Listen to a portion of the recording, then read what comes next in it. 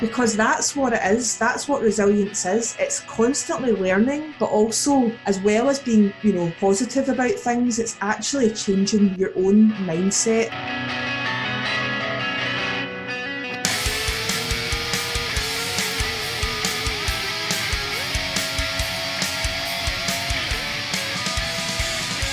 Hello and welcome to the Resiliency Reformation Podcast from Closer to the Whole Resiliency, where I, as your host, Christopher McKinney, along with many great guests, talk to you about living a more resilient lifestyle. If life has you down, I'm here to pick you up, and if you're already up, I'm here to hold you there. So buckle in, hang on, because life's ups and downs are here to stay, but don't worry, because so am I. We have a great show with great people, all who love helping others learn how to be more resilient. So thanks for listening, and I really hope you enjoy this episode. And in this episode, we're going to be talking to Karen Gibb. Karen has made it her life's work to teach resiliency to today's troubled youths.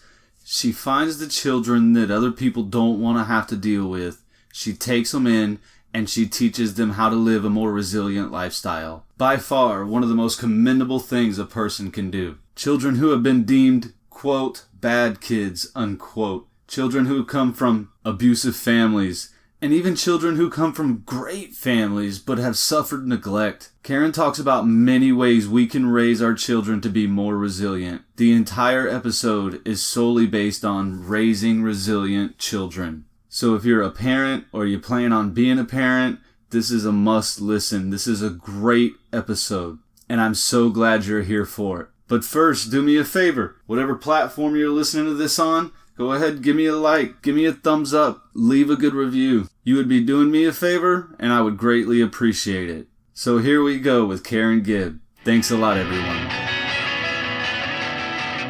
Hello again, and welcome to Resiliency Reformation from Closer to the Whole podcast. Today we have a great guest, Karen Gibb. Check this out. Upon returning to Scotland after a 4-year extensive trip around the world, Karen taught students with social, emotional, and behavioral needs, often with horrendous backgrounds, coming from families experiencing domestic violence, drug and alcohol abuse, and extreme poverty. Most parts of society would refer to these pupils as, quote, bad, unquote. Karen saw these pupils as scared and very vulnerable. Karen realized quickly that her teaching style would need to adapt to her new job. Karen researched resiliency and found that she could incorporate strands of resiliency-based teaching into her own relationship with her students. Karen set up Mind Marvels, a Scottish-based business which teaches emotional well-being skills to young people in schools, nurseries, and community classes, and as one-to-ones in their own homes. Building resiliency within our young people is essentially giving them skills to use for now, but also for the rest of their lives. Karen is still teaching, but looking forward to branching out and delivering Mind Marvel classes full-time to make big differences to young people's lives. Karen, thank you so much for being here. Thanks for having me, Christopher. Yeah, I think it's going to be a great show. Teaching resiliency to today's youth is so important. And and I want to start the show out because you teach resiliency, so I think you get the concept of this next question. I hope. Our very first question is, one way I relate resiliency is we have to be the golf ball and not the egg. And so when I say, what does it mean to you to be the golf ball and not the egg? Or when I say it's important to be the golf ball and not the egg, what does that mean to you? For me, I think becoming the golf ball means that you have to sometimes be the egg first. So it's that experience of feeling vulnerable or unsure in your own circumstances that can actually lead you to build resilience. So I would say that I am a golf ball, but I've been a few eggs first. Does that count? Yeah, it does count. It counts great too. I like that. Nobody's ever worded it in that way. So we got to be the egg before we can be the golf ball. And I think that's a great comparison.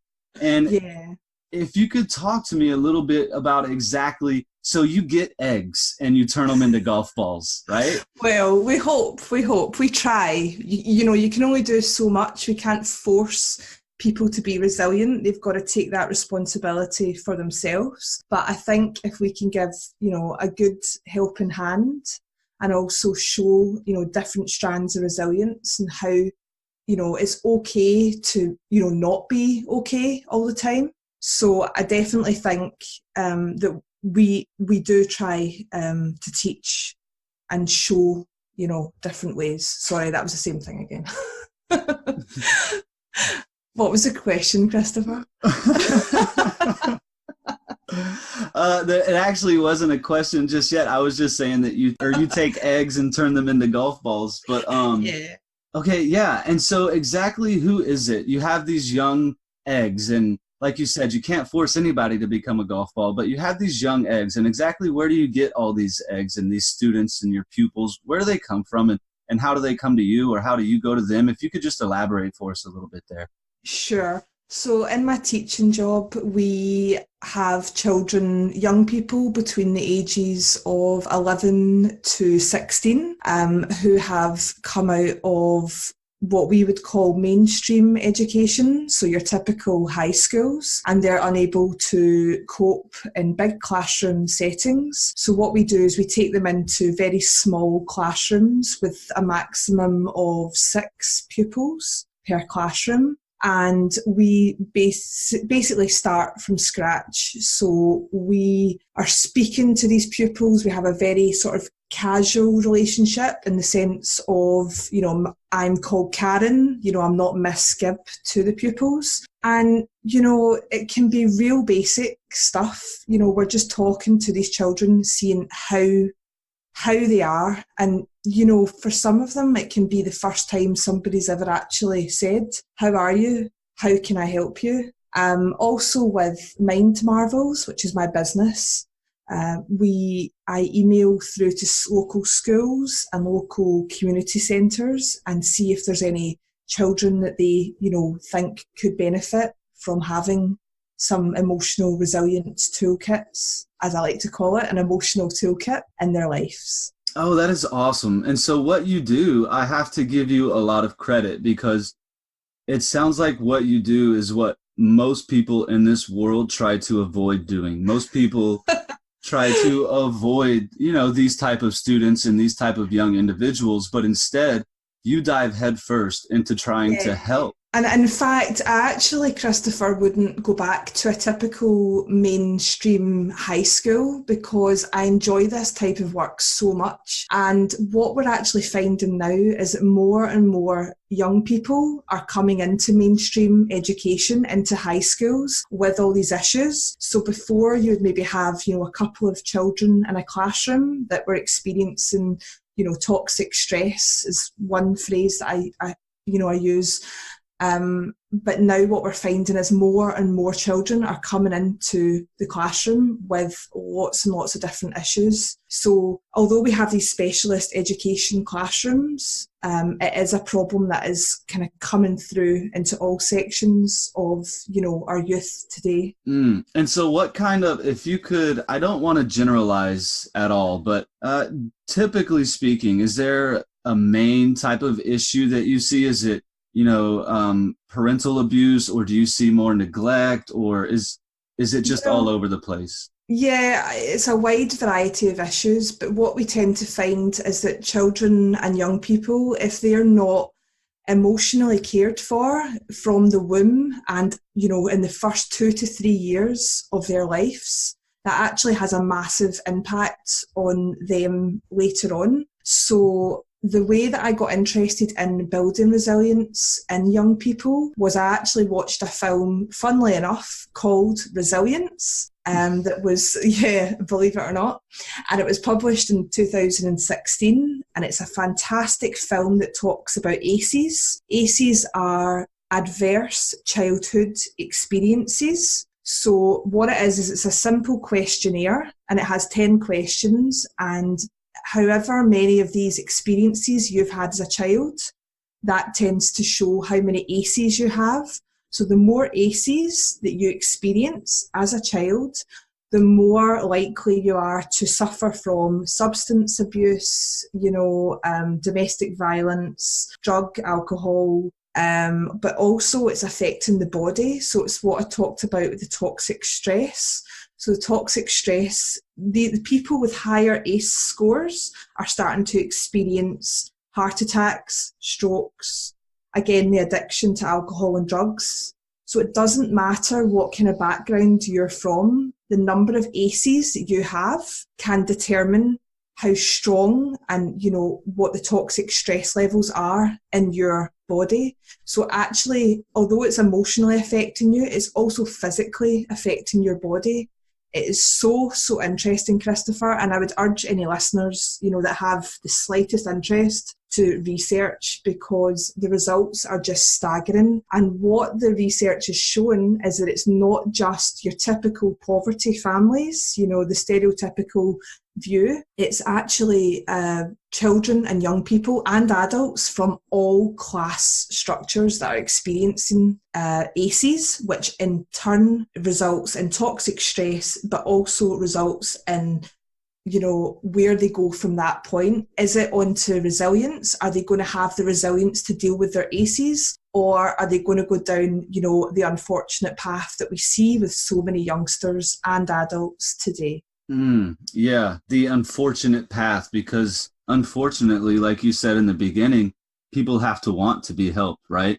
Yeah. And I was wondering if you could just clarify for me, is it, so you're saying aces, like an ace of spades? Yes, with a small S at the end, so a capital, ACE, okay, and a small S. And could you just elaborate for me on how the aces are counted? So you said if you have more aces, then if you could just elaborate for me on that, please. Sure. So there's a questionnaire that was set up by professionals in the field who were discovering ACEs, and the questions they're graphic and to the point, but that's what we need when we're dealing with resilience. We need people to be truthful and understand that we're on the same page. So the questions that we ask are things like, has a family member been to prison? Has a family member ever hurt you? But most importantly, Christopher, there's emotional questions on there, like, has a family member ever made you feel unwanted? So what's happening is that there's children and young people out there who might have, you know, these lovely homes, but their parents, you know, are just handing them iPads and not actually emotionally caring for them. Yes, they might have clothes on their back, you know, they might go to all the after school, you know, clubs that are run, but do they have that emotional, you know, caring factor there? So what we're finding with that is that, like I said, all children from all class structures are affected. So the questions are very to the point. Believe there's 10 questions, and the higher your ACEs score is. So you get 1 point for each question that you answer yes to, and the higher your ACE score is, the more likely you are to suffer from the causes and the trauma that ACEs can bring. Wow, yeah, and that's where you come in, right? So if somebody has a high score, you, of course, want to teach them resiliency. So how important do you think it is, especially with children from unfortunate backgrounds, or like you said, that they could be very wealthy, but they don't have the nurture, and the loving care that they should have had, or it could be someone who did grow up in a very abusive home. But how important is it to teach these youth resiliency? Yeah, Christopher, I just think it's vital for everyone to know resilience and to experience the effects of being resilient. I think it's very easy to target children, you know, that seem obviously they have, you know, elements of, you know, a poor upbringing, you know, shall we say. But I think it is essential that we are teaching all children, because even if you come from a fantastic background with loving parents, there might still be that part of you that is, you know, unable, you know, you crumble when you receive criticism, you struggle to speak out. So I think actually teaching all children and young people and adults, of course, resiliency is so, so important, especially today, you know, with the added elements of social media. So I would say it is just of the utmost importance. And I think it's really interesting that people want us to do, you know, get good maths grades, good English grades, but we need to look after our health and well-being first of all. If we are mentally not able to cope with life's demands, how can we expect our young people to learn maths, learn English, learn science? You know, it has to be the most important element of any any teaching curriculum to teach resilience and to explore our emotions and our health and well-being, especially our mental health. Yeah, that is such a good point you make that I've honestly never thought of. So I've always personally taken on the job of teaching resiliency to my son because, well, I teach resiliency for a living. And so, of course, I try to teach it down to my son, but I've never thought about the aspect of they should be learning resiliency in school as well, because maybe they don't really have the mental tools to be able to do certain things, and just telling them you should be able to do this math, but not telling them, giving them the tools of why maybe they can't, or why we need to be resilient to deal with why you can't do this math, that it's really setting them up for failure, I think. Yeah. Oh, 100%. And I'm the same, Christopher. Somebody told me that. And when they told me that, it was literally like, the lightning bolt in my teaching, because I just thought, that is 100% right. We have got to get the mental well-being of our children right first. And now, with the added pressures of, school budgets and money issues surrounding schools, it seems to almost be at a standstill now, where we expect our children to pass exams and go to college or university, but we aren't addressing the issues that they will face their entire lives. You might pass a math test and that's great. You don't really need to learn some of those skills over and over in your life. But how do we pass an emotional well-being test? Because those circumstances and those situations will happen again and again, whether it's failing a maths test or whether it's, facing rejection from your first lot of job interviews, to experiencing, as you say, with your son, teaching them vital life skills. How can we ensure that we are doing that if it's not on our school curriculum to start with? Yeah, that is such an important point. And it also just kind of hits home that if they're not getting this in school, which they're not, we really have to double down at home with our children. We've got a lot of work to do. We do.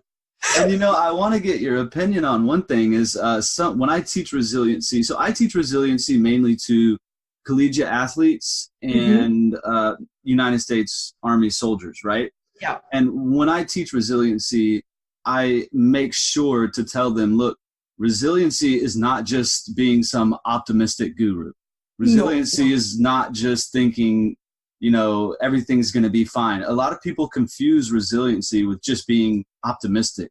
Yes. Right. And I'd love to get your opinion on that, because if you teach it too, then I know you know what I'm talking about. Yeah. Because I think a lot of people think with me, it's, a bit of hippie love, everything will be fine. Just keep thinking, positive thinking. But actually it's something that's got to come within you. And it's a change in mindset that's different from being an optimist. And being an optimist is fantastic. That's a great element to your mental well-being. But it's changing that mindset within you. So, in the mornings when you get up and you think, I don't want to go to work, why not turn that around? And I remember you talking about this on one of your other episodes, and say, I'm lucky, I've got a job and I've got the chance to, go out and make a difference to someone's day. So as well as positive thinking, it's also changing that mindset so that when you have issues and problems in your life, you're actually able to turn that around and say, what can I learn from this? Because that's what it is. That's what resilience is. It's constantly learning, but also, as well as being, positive about things, it's actually changing your own mindset.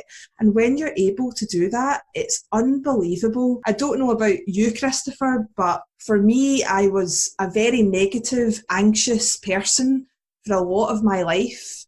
And only in the last couple of years have I actually turned myself around.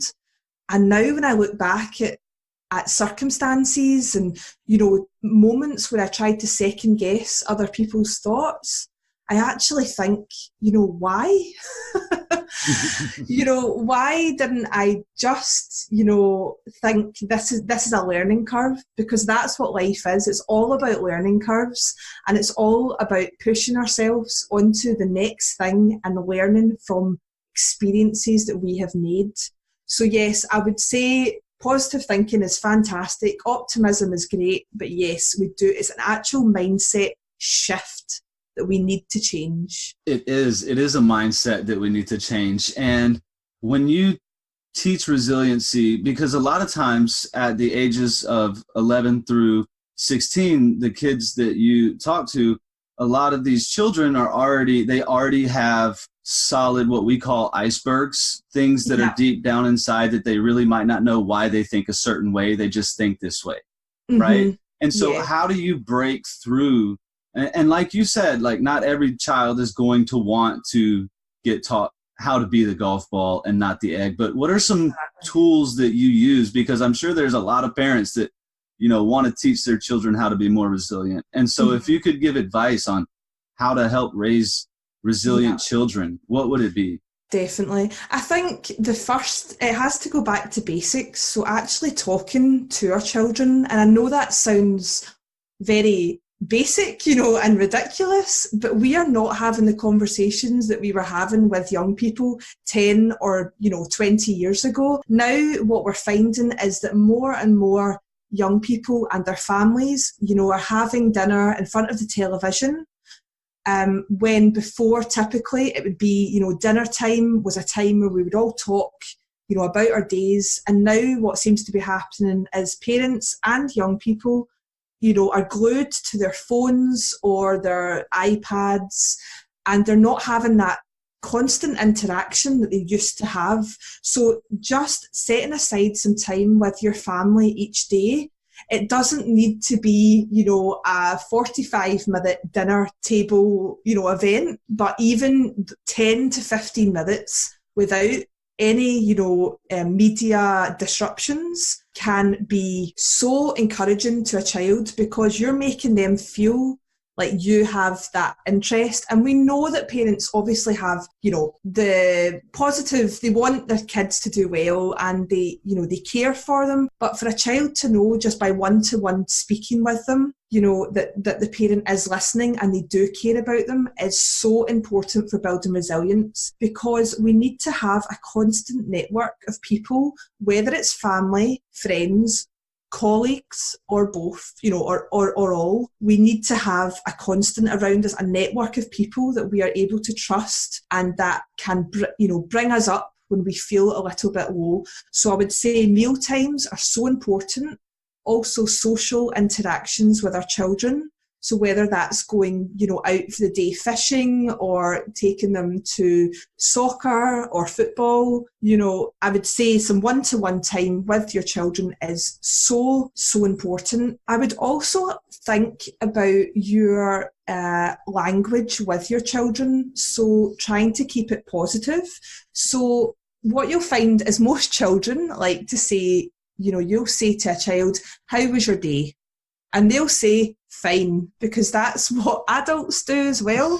We just give that one line answer because we think, I can't think of what to say, I'm just going to say fine. So another way of sort of building a bit of resilience with our children is just asking, was there any part of your day you didn't enjoy? Or did you prefer maths or history today? And just trying to ask questions that children, they actually have to give an answer to. It's not just fine.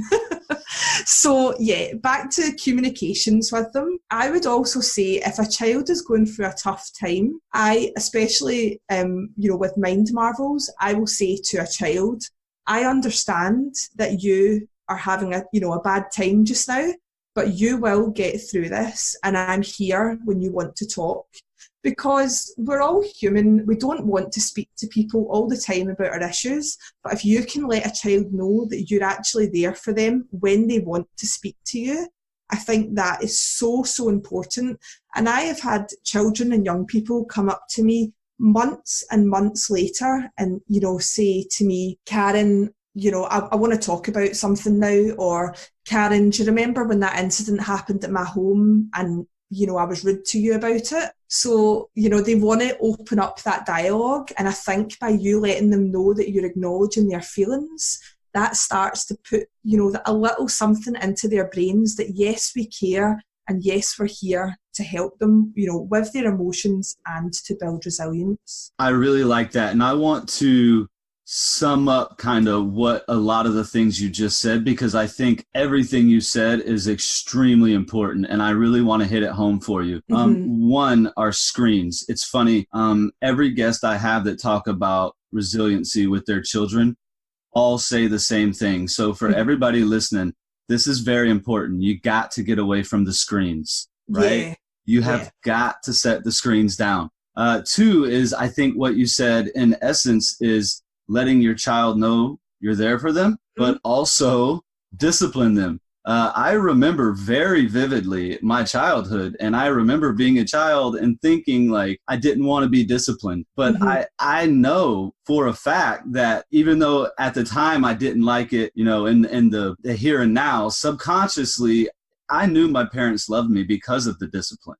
Yeah, right. And I think if you know boundaries, children do like some boundaries. It's great to have all the, I care about you and go do what you want, but actually sometimes children do need just a little bit of these are some of the rules, the very basic rules. So, in the classroom, I will say, let's try and use positive language. Let's try and be kind to each other. So the children are aware of what's expected of them. Whether they choose to follow the rules as such is another matter, but at least it's there for them as a concrete example of how they can and behave, in the classroom. Yeah, exactly. And you, the parent, have to be disciplined as well. Like you said, it takes discipline to say, no, we're not going to watch TV while we eat, right?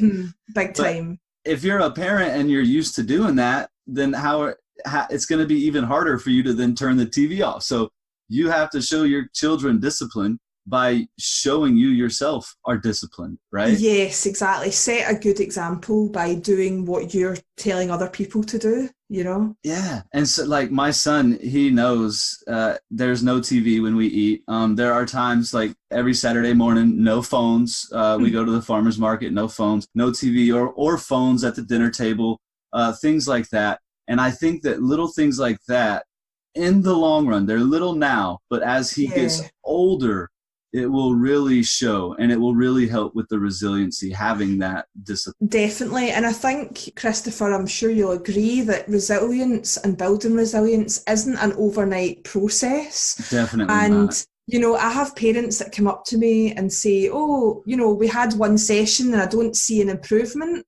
And I'm thinking, but it takes so much time and work from everyone. So it's the young people, it's the parents, it's the carers, if they're not with their parents, the guardians, the teachers. It's a community approach that we need to build resilience. And it's only as children and young people begin to get older and, perhaps even once they reach, the stage in their life where they have their own children, that they realise, yes, they can see all the little things that we did for them to try and build them up as people and emotionally, as young people.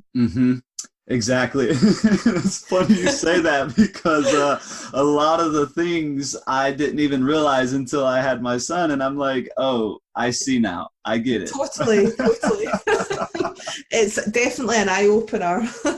It is. And so I want to ask, when you have a child listen to what you say, I guess is the best way to put it, or I'm sure you have pupils or students that dive in wholeheartedly to what you say, and then you have some that maybe are just there because they have to. I'm not sure the exact circumstance, but what is it like when you have a child wholeheartedly cling on to everything you say and you see that change in them, either gradually through time or maybe it's, the light bulb goes off one day? How does that feel?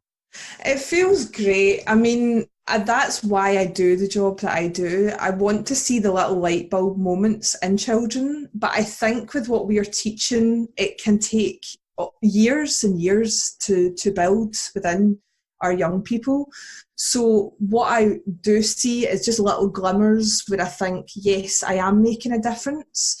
I have young people that are unable to contain their anger. And, I've suggested little things like, using, we have breathing balls where it's like they see their breaths going in and out. And we also have little strategies to reduce anger, like they'll take a time out card and go and sit outside.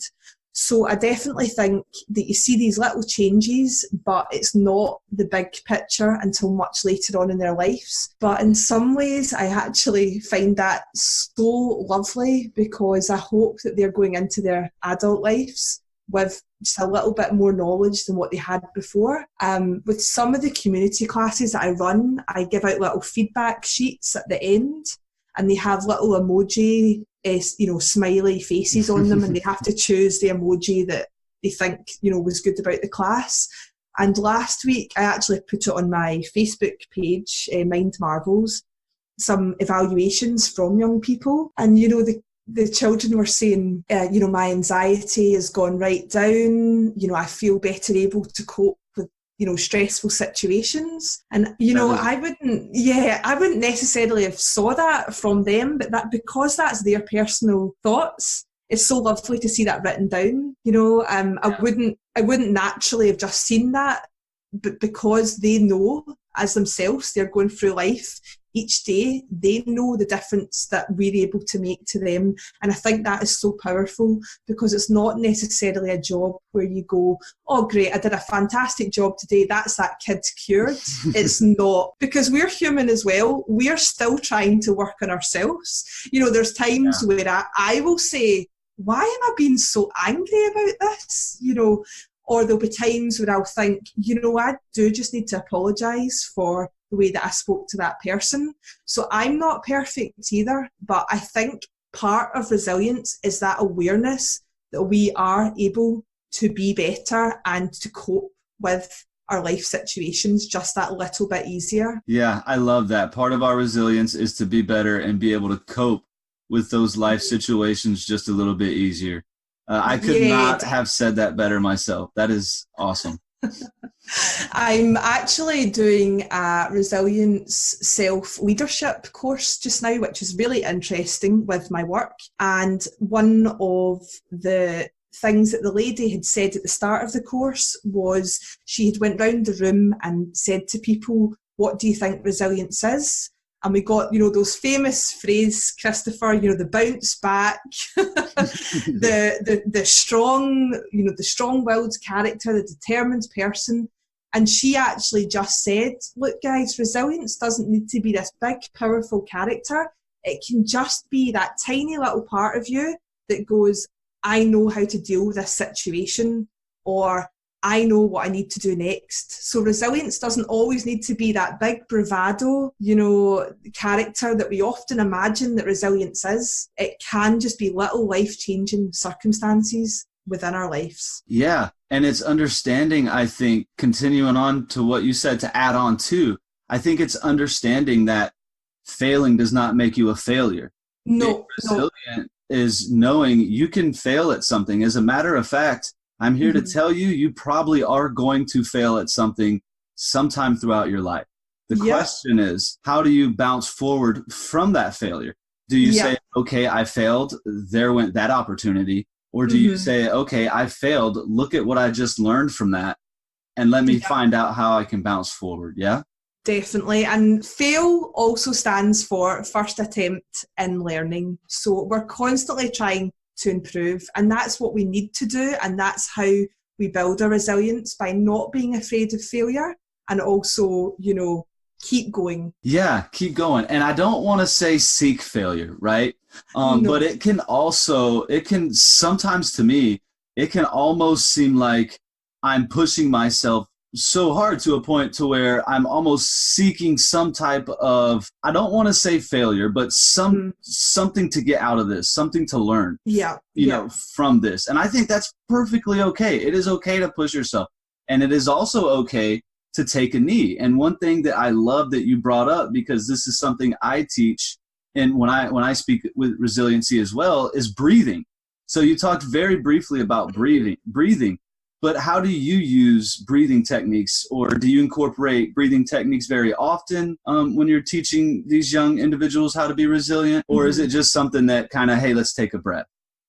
Yeah, so with Mind Marvels, I do lots of different types of breathing depending on the child. So for my programs with Mind Marvels, they start from the ages of 3 years old. Can you believe? Right up to 16 years old. But how amazing would that be at the age of 3 to know that if you're breathing, can control you, not control you, but can regulate your emotions? How powerful would that piece of advice be, at 6, at 10, all through your life, if that was installed in you from a young child? But yes, with breathing, we make breathing sticks. We kind of have different arts and crafts, things that we use to regulate our breathing. So if we feel angry, we can take our breathing stick. Or I've got fans, I've got breathing ball, which is a Hoberman sphere. Have you heard of them before? I have not. Oh, it's amazing. You're going to love it. You have to buy one. It's fantastic. So yeah, Hoberman sphere. It's a big ball that will basically, it's very, very structured. It's hard to describe. If you Google it, you'll see. But you just fold it in and back out. You've probably seen them. You just don't know the name for them because I didn't know what they were called. Right. But yeah, you use that. And what we do is we breathe in and breathe out, and it sort of replicates our breathing. Another really powerful tool that I use with small children, which also works right up with teens who, struggle with it, is I talk about the breathing as if you breathe in, you're sniffing the flowers, and when you breathe out, you're blowing out the birthday candles. So it's actually a visualization for children of how to breathe in, sniff the flowers, and breathe out, blow out the birthday cake candle. I love that. It's great, isn't it? That. And no, I love, the everybody is afraid to be corny, but I'm here to say I'm sorry, but it's corny for a reason, because corny works. Yeah, corny works, and it helps because not everyone knows how to breathe. I mean, it's a natural thing to breathe, but we're not told or shown how to control our breathing, or how, slowing down our breathing can, help us in times of anxiety, stress, panic attacks, just the list goes on. It really does. Yeah, and for anybody listening that thinks this can't be done with a 3-year-old, because as Karen said, from 3 to 16, I will tell you that my son is 3, and I have been teaching him breathing since he was about 2.5. And he breathes if he gets in trouble, or if we hurt his feelings because he gets caught, doing something he's not supposed to, and he'll start crying. But I've taught him breathe in through the nose and out through the mouth. And he's not taking deep, deep breaths, but he mimics what he sees me do. And it is a night and day, even for a 3-year-old. You can see the immediate lower in heart rate. You can see the immediate change. Yeah, it's such a powerful but simple tool. And I think that's why people do get a bit confused with this sort of field of work, because people think that you're going in and you're doing all this magical stuff to try and, inverted commas, fix people. But actually, we're taking it right back to basics. I mean, some of these techniques were used, years ago, centuries ago. And so to regulate our breathing is just one example of how we can actually, start to regulate our own selves and our emotions. Mm-hmm. Breathing is so important. You've said a couple things now that really hit home. One is you got to get rid of the screens 24/7. You got to have a little, as a parent, you have to show discipline. You can't just say, do this because I said so. I think it's very important when I tell my child something that he can't do something. Now I have a great father. I love my father, and I'm not speaking illy of him, but growing up, a lot of what I got was because I said so.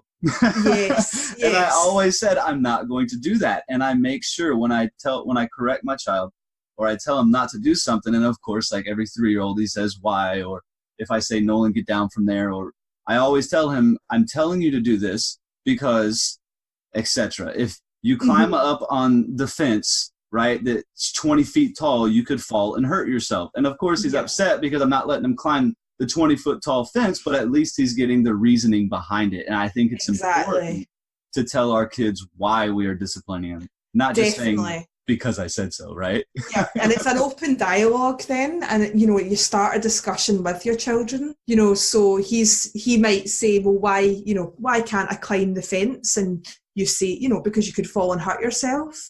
And then that's putting the reasoning into the young people's heads. So next time when they decide, I might jump up on a 30-foot fence, they actually remember the reasoning why they couldn't jump on the 20-foot fence. So it's just a little things that we are putting into our young people's brains. And hopefully, that starts to make, a lot more sense as they get older. Yeah. And I want to ask, so we're about to start wrapping up, but I do want to ask, there's 2 more really important questions I have for you. And one is, I think you kind of already explained it, and you can either stay off of what you said earlier because you were explaining what you learned from someone else in terms of what is resiliency, and you were talking about it's the little things and etc. And I'm wondering, is that also your position? So I'm wondering if you could tell me in your words, like for instance, me, I say resiliency is the ability to be the golf ball and not the egg. To you, what is, in essence, wrapped up? What is resiliency? To me, resiliency is an emotional toolkit that you can use and adapt in your young life or your adult life, but carry it forward for the rest of your life. And the beautiful thing about resiliency is that you can model this, but also teach other people how to be resilient as well. Yeah, that is true. You can teach other people, because I will tell you, we're sort of in the same line of work, not 100%, but a little bit. We're in the same line of teaching people how to be resilient, right?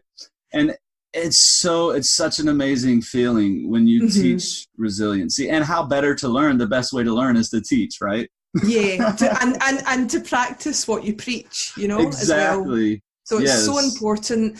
There's this amazing saying, I'm not great at remembering phrases or sayings, but it's one that I'd seen, and it's about, we expect pupils, at high school to, put their hand up to ask to go to the toilet, but then, the next year they're out on their own in the world. So it's that kind of, it's a bit bizarre, but it's that kind of saying of, we try and push and squash down our children for as long as possible, but then we let them go, with no sort of permission. They're just told to, leave high school and that's you, you're out in the world. So we try and dampen them in some ways, but then we just kind of put them out to the big bad world on their own as well. Yeah, and that's where building resilience, helping them at a young age, all the stuff we talked about, teaching them how to breathe, letting them know why we can't constantly use screens, letting them know why we need to talk about things. And yes, it's corny, but like we said, corny works, right? Yeah, exactly. So yeah, letting them just really, you have to give them the ability to learn on their own. So when I tell my son he can't climb a 20-foot fence, I'll let him climb a 10-foot fence, but I'll be under him. There's a good fine line to where you can let a child fall, right? Yes. But not let them fall too far. Definitely. I think that's right. Yeah, and so all of this stuff combined really, really hits home, and I think it'll hit home for a lot of parents. And I totally agree with what you're saying. Yeah, and so the last question, we're going to end it on one more question, and then we're going to let everybody know where they can find you. But in golf, now I know you're from Scotland, but you're not a big golfer, so I'm going to explain. That's all right. So in golf, right, there are these things called mulligans. So let's say you're on the golf course and you hit the golf ball and you don't like that shot. Well, instead of counting that shot, you just kind of look around, and if nobody's looking, you just drop another golf ball and you pretend that shot never happened. right? So that's called a mulligan. And, golf is a game of 18 holes. Yeah. And so I end the show, my last question is always, if life were 18 holes, just like golf is 18 holes. So if life were 18 holes, what hole do you think you would be on right now? And how many mulligans would you have taken to get there? I'm going to be a little controversial with my answer. Go ahead. I am on hole number 1, and I have taken many. Is it molecule? Mulligans, yeah. Mulligans? That sounds so funny in a Scottish accent. Actually, golf originated in Scotland, so I'm pretty sure the Scottish made up the word mulligan. Oh, there we go. I'm sure we did. So I've taken many to get here because I like to think that I'm on a journey that has actually just started, Christopher. I'm excited for the future, but I have made many, many mistakes. And I like to see that I've got a full game ahead of me, a full life ahead of me to keep going and keep making mistakes and know that it's okay. I love that. You know what? I think I'm going to steal your answer. I'm going to say I'm on hole 1 as well. Yeah, I really, really like that. And so we're going to tell the listeners a little bit about, unrelated to the topic, but you have a podcast as well, right? And it's... Yes. Yeah, talk to us just a little bit about that. Very unrelated. I have a podcast called Pod of the Pops. You might want to repeat that, Christopher, in your accent. I will. Pod of the Pops. Yeah, that's it. Perfect. And we are focusing on 90s music. So your typical pop music from the 90s. So our first season is about the Spice Girls and about their, about their solo careers and their, what happened after Jerry left. So it's a really funny, tongue-in-cheek podcast, but it also has some quite serious issues in it, regarding, I suppose you could say, resiliency. All right. But, regarding things that happened in the band and personal traumas of the girls. Well, I got to tell, I was born in 82. That lets anybody out there know how old I am. Yes, I am 36. I was born in 82, and so 90s music is right up my alley. Okay, I expect to see a little download from America then, from you. You will, of course, and hopefully you see a bunch. So other than your podcast, which I'm going to drop a link to in the description, if somebody wants to learn more about what you do, where would they go? Sure. So my website is mindmarvels.co.uk, or you can find me on Facebook, Twitter and Instagram at Mind Marvels. If anyone's interested in speaking more, I could talk about this and parenting strategies or, issues regarding young people for days on end. So I'd be happy if you want to send me an email. My address is hello@mindmarvels.co.uk. So I hope to hear from some of your listeners, Christopher. And I've had an absolute blast speaking to you. Thank you so much. Yeah, thank you. And hey, this has been a blast for me as well. I think talking about raising resiliency, teaching resiliency to our children is not talked about enough, even by me. And so any opportunity I can get to talk about how to raise a more resilient future is basically what we're talking about. I'm going to be on 100%. Big time. It's so important. And I think if we start now, our next generation and generations to come, just imagine how fantastic their, emotional resiliency and, their ability to handle their own emotions would be. It would be immense. It would be, Karen. Once again, thank you so much for being here. I really appreciate it. Thank you. And I hope everyone could understand my accent. I know it's very strong. Well, I understood every single word you said, and I am from Alabama. So if I could understand, I'm pretty sure everybody else can. Awesome. That's great. Thank you so much for the opportunity. Oh, and thank you. And hey, thank you all for joining in. Once again, if you want to email me, you can do so at closertothewhole18@gmail.com. You can find me on my website, www.closertothewhole. Facebook, Instagram, everything is Closer to the Whole. Thank you all so much. And I really hope you all have a great, outstanding day, week, month, year, and life.